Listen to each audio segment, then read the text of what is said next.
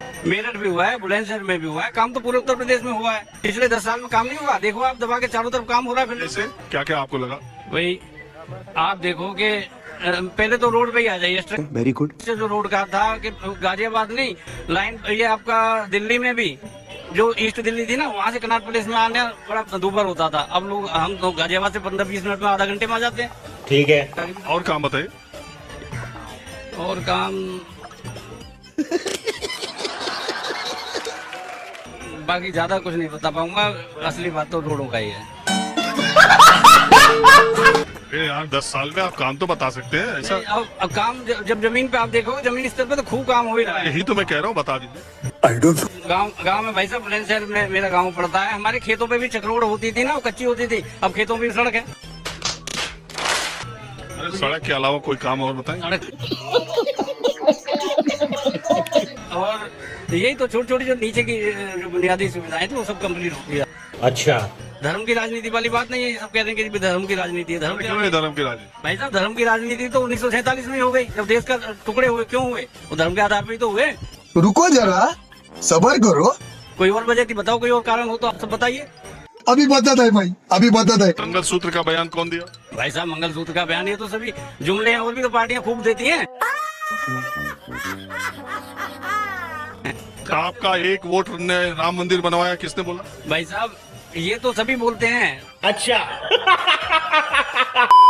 ये कह रहे हैं जिन पे भ्रष्टाचार के पहले आरोप थे, जिन पे ईडी सीबीआई के इनकम टैक्स की नोटिस थी, कुछ लोग तो ऐसे थे जो जेल में थे, 2.5 साल जेल रहे और निकल के आए, और जब बीजेपी की तरफ आ गए तो उनको मंत्री बना दिया। नहीं सर, ऐसा तो मुझे नहीं दिखता है। आप 2-3 नाम बताइए तो फिर मैं बताता हूँ ऐसा कौन हुआ है। अभी बताता है भाई, अभी बताता है। अजीत पवार के बारे में जानते हैं? अजीत पवार महाराष्ट्र में, शरद पवार के भतीजे अजीत क्या पवार। केस था उनपे? हाँ, उनका केस स्पेसिफिक नहीं पता है। छगन भुजबल का नाम सुना है? नहीं सर, इससे रिलेटेड नहीं पता। प्रफुल्ल पटेल का नाम सुना है? नहीं सर। हसन मुशरफ का नाम सुना है? नहीं। हेमंत बिस्वा शर्मा का नाम सुना है? हेमंत बिस्वा, वो असम वाले। हाँ।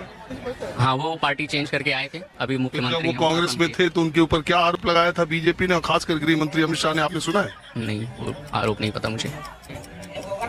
एक ही तरफ वाला पता है।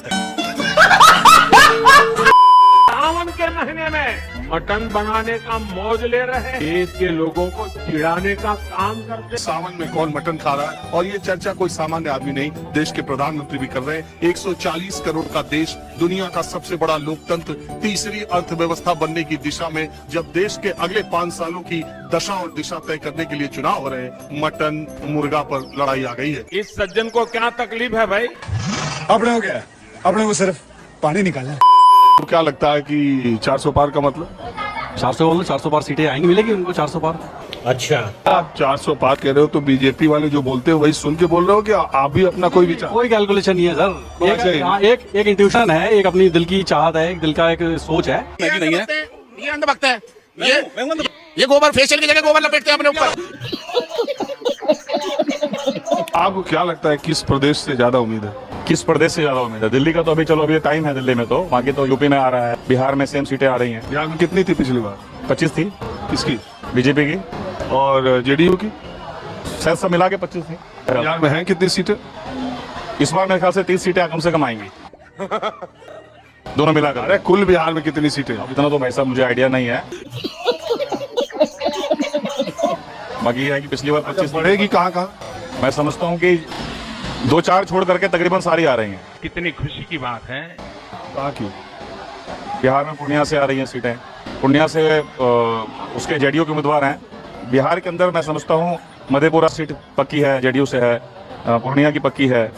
और आप इस साइड आते हैं, गया साइड आते हैं, वहाँ पक्की है। नवादा साइड आते हैं, वहाँ पक्की है।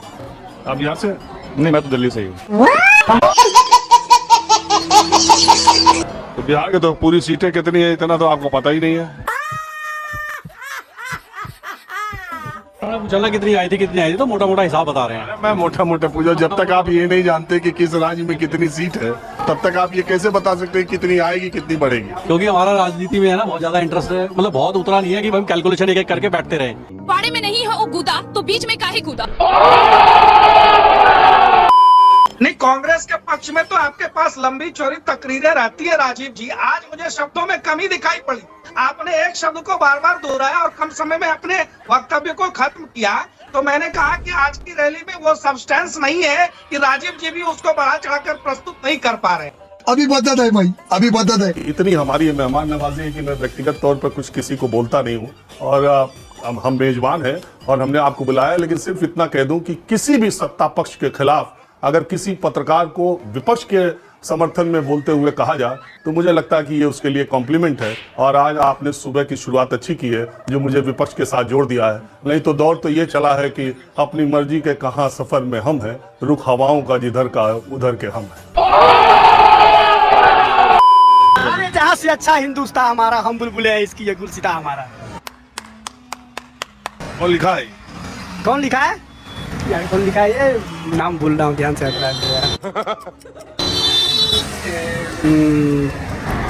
अबे जल्दी बोल कर। भगत सिंह के कौन थे यार? रविंद्रनाथ टैगोर। फिर से याद कर दीजिए। बंकिम चंद्र चटर्जी नहीं थे सर, ध्यान में नहीं आ रहा मुझे। साले को खोपड़ी तोड़। मैं ये जानता हूँ कि सर जिस घर में खाओ ना, जिसके लिए करते हैं उसके लिए कुछ करके दिखाना चाहिए। अगर हम देश के लिए हैं तो देश के लिए मरना चाहिए। अगर देश में रहे गद्दारी करे तो ऐसा इंसान देश में रहने का कोई हक नहीं है। बात तो सही है। आज हमारा देश बहुत आगे रहता है लेकिन मुल्लों की वजह से पीछा हो गया है। इसकी वजह मुल्लों की वजह से, मुसलमानों को बिल्कुल सर। क्या दिक्कत हुई उससे? दिक्कत सर अब मान के चलिए अच्छा बुरा कुछ नहीं देखते हैं, प्रेम व्यवहार कुछ नहीं देखते हैं। अभी बदत है भाई, अभी बदत है। रुको यार, अब जा रहे हो टेक्सटाइल इंजीनियर। अब ये रुके तो क्या बोल रहे हैं कि इस देश में खाते लोग यहाँ का है, गाते पाकिस्तान का है, उनको यहाँ से चले जाना चाहिए। इस देश की सारे समस्या की जड़ मुसलमान है। आप सहमत हैं इनकी बात से? सर हाथ जोड़ के कह सकता हूँ, आपको अभी तक बेसिक समझ नहीं आई इंसानियत की। ये बड़ी अच्छी बात कही है। अगर डॉक्टर ये सोचने बैठ जाएगा कि तुम मोमडन हो तो फिर तुम कभी वो इलाज भी नहीं करा पाओगे। बात तो सही है। ये आपके मन में भरा जा रहा है, मन में भरा जा रहा है। नहीं सोचिए मत। हमारे यहाँ ऐसा ही होता है। जैसे श्रीमान जी कह रहे थे कि बेरोजगार को नौकरी नहीं मिलती, 10 तो पढ़े लिखे को बुला लिया आप। और मैं उनसे कहूँ कि इंटरटेनमेंट की स्पेलिंग बता दो, उनसे कहूँ इंटरमीडिएट की स्पेलिंग बता दो, उनसे कहीं इंटरनेशनल की स्पेलिंग बता दो, उनसे कहूँ एक्सरसाइज की स्पेलिंग बता दो, उनसे कहूँ एक्नॉलेजमेंट की स्पेलिंग बता दो, या जिस परीक्षा के लिए जा रहे हैं उस परीक्षा का जो है सब्जेक्ट उसका फुल फॉर्म बता दो। अभी बदत है भाई, अभी बदत है। कितना आप देखिए कितना एग्जाम पर्चा लीक हो रहा? नहीं, पर्चा जो लीक हो रहा है उस पे कहीं न कहीं तो दूसरी पार्टियों का भी तो काम है।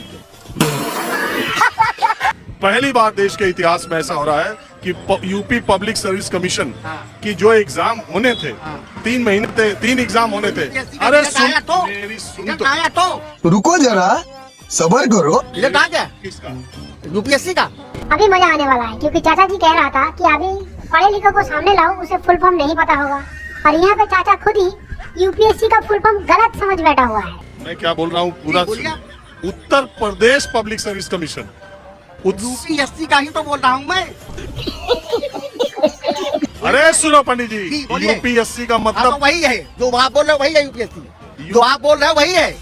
1 मिनट आप नहीं बोलेंगे, 1 मिनट आप नहीं Uttar Pradesh service commission. 1 minute आप नहीं बोलेंगे, 1 मिनट। यूपीएससी को कहते हैं उत्तर प्रदेश सर्विस कमीशन। अच्छा। अरे यार 1 मिनट चुप रह सकते हो पंडित जी? इसकी गारंटी मैं नहीं दे सकता। 1 मिनट चुप रहिए। यूपीएससी को कहते हैं यूनियन पब्लिक सर्विस कमीशन, संघ लोक सेवा आयोग।